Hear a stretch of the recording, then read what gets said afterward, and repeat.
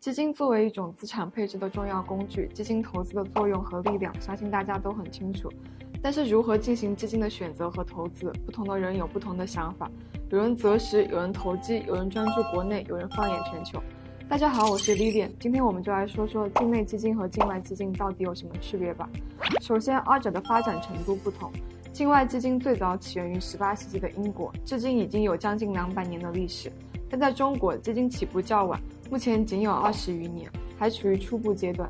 所以不论是从团队、规模、投资理念还是投资方法上说，境外基金都是比境内基金更为成熟的。第二点呢，就是境内外基金的品种不同。以境内来说，多为股票型、债券型、货币型和混合型，这些较为传统的为主。但在境外，除了传统的基金类型之外，还有行业基金、指数型 ETF、对冲基金、REITs 等更多更丰富的品种。第三点，其实就是二者的投资市场不同。境内基金专注于国内市场，境外基金则放眼环球市场，这样就会使境外基金有方便资产配置和基金组合的优势。从风险上来说，也能起到更好的分摊和规避风险的作用。当然，最后也是最重要的一点，就是二者的收益不同。国内市场大部分投资者更关注短期回报，基金板块轮动快，短期收益有可能很高，但更可能被套牢。